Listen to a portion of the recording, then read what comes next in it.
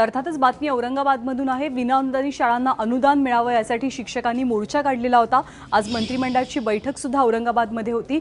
या मोर्चामध्ये जोरदार गोंधळ झाला आणि धावपळीमध्ये एका पोलीस कर्मचाऱ्याचा मृत्यू झाल्याचं कळतंय। कृष्णा केंडे आपले प्रतिनिधी सध्या आपल्या सोबत आहेत। कृष्णा, सगळा प्रकार नेमका काय घडला आणि सध्याची परिस्थिती काय आहे?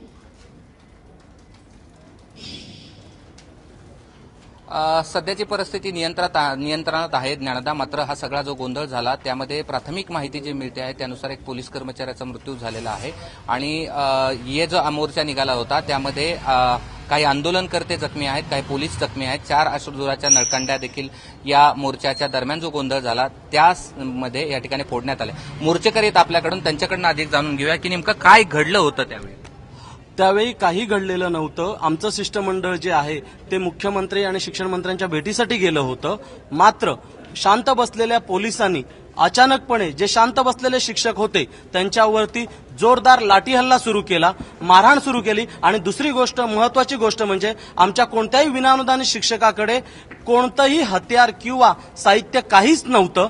त्यामुळे अशा प्रकारे विनाकारण पोलिसांनी आणि पोलिसांकडे दांड्यापासून सगळ्या गोष्टी होत्या आणि त्यांनी एका साईडला महिला बघितल्या नाही, पुरुष बघितल्या नाही आणि सिमेंट कॉन्क्रीटच्या रस्त्यात जिथे दगड मी नाही कठीण आहे अशा ठिकाणी बेदम मारहाण करायला सुरुवात केली।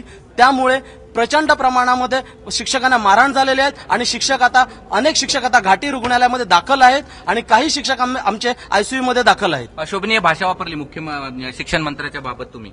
सगळे जे आंदोलन करते आहेत त्यांनी कुठल्याही पद्धतीनं शिक्षण मंत्र्याच्या बाबतीमध्ये अशोभनीय भाषा वापरण्यात आलेली नव्हती, परंतु शिक्षण मंत्री वारंवार खोटं आश्वासनं देत असल्यामुळं शिक्षकांचा रोष अत्यंत विकोपाला गेलेला आहे। शेवटी किती दिवस वाट बघायची, 15 ते 20 वर्ष झालं विनावेतन हे शिक्षक काम करतायत। अनेक शिक्षकांचा मृत्यू झालेला आहे, आत्महत्या केलेल्या आहेत। शिक्षण मंत्री सभागृहात खोटं बोलतायत। इंग्रजांपेक्षा म्हणजे पहिलं इंग्रज बरं होतं असं म्हणण्याची वेळ या ठिकाणी या शासनाने आमच्यावरती आलेली आहे। काय घडलं काय त्यावेळेस, काय झालं होतं साहेब? आमचं आंदोलन हे लोकशाही मार्गाने चालू होतं। जर या पुरोगामी महाराष्ट्रात लोकशाही मार्गाने आंदोलन करणे ही जर चुकीची गोष्ट असेल तर जरूर आमच्याकडून चूक घडलेली आहे।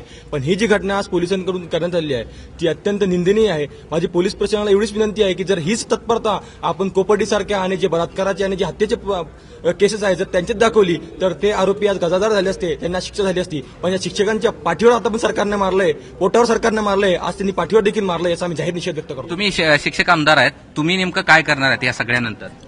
नाही, आज अतिशय शांतपणाने राज्यातल्या हजारो शिक्षक कर्मचाऱ्यांनी या मंत्रिमंडळ बैठकीवर मोर्चा काढलेला होता।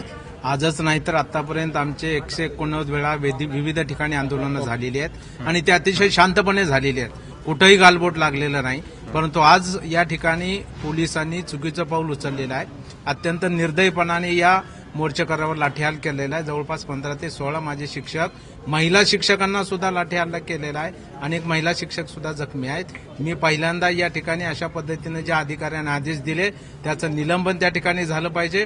या संपूर्ण प्रकरणाची चौकशी झाली पाहिजे आणि किमान आता तरी सरकारने डोळे उघडावेत आणि या शाळांना अनुदान देण्याचा निर्णय तातडीनं घ्यावा, अशा प्रकारची मागणी मी सरकारकडे त्या ठिकाणी करतोय। सगळ्यामध्ये एक पोलीस कर्मचाऱ्याचा मृत्यू झालाय। काही समजा अजून काही माहिती नाही, परंतु आपल्या माहितीनुसार निश्चितपणाने ते झालं असेल तर ही सुद्धा दुर्दैवी बाब आहे। तोही माणूस आहे, तोही आमचा बांधव आहे, आमचा सहकारी आहे। त्याचाही मृत्यू त्या ठिकाणी झाला असेल त्याचाही आम्ही या ठिकाणी खेद व्यक्त करतो। या सगळ्या प्रतिक्रिया ज्ञानदा आंदोलन करत्या शिक्षकांच्या, त्यांच्या मते त्यांच्यावरती अन्याय झालाय आणि त्यांची कुठलीही चूक नसताना लाठीचार्ज केलाय। मात्र दुसरीकडे 9 पोलीस कर्मचारी देखील या सगळ्यामध्ये जखमी आहेत आणि मात्र या सगळ्यानंतर हे शिक्षकांचा जो मोर्चा आहे त्याचं हे रौद्रूप झालं आणि त्याचे परिणाम हे आपल्या समोर आहेत। ज्ञानदा, निश्चितपणे कृष्णा, परंतु जे दुर्दैवी वळण लागलं ते निश्चितपणे खूपच खेदकारक होतं। या सगळ्या संदर्भातली काही दृश्य आपल्याकडे येत आहेत, आपण ती दृश्य जाणून घेण्यासाठी इकडे जाऊयात। माधवी इथे आहे। ही दृश्य आहेत औरंगाबादमध्ये जो सगळा राडा झाला त्या संदर्भातली ही दृश्य आहेत, ही ताजी दृश्य आहेत। इथे शिक्षकांनी मोर्चा काढलेला होता। या शिक्षकांना अनुदान मिळालेलं नाहीये। गेली अनेक वर्ष हे शिक्षक बिना पगारी काम करतायत आणि म्हणूनच या शिक्षकांचं म्हणणं होतं की तातडीनं अनुदान दिलं जावं। या मोर्चाला हिंसक वळण लागलं आणि पोलिसांनी लाठीचार्ज केला। या सगळ्या धावपळीमध्ये एका पोलीस कर्मचाऱ्याचाही मृत्यू झालाय।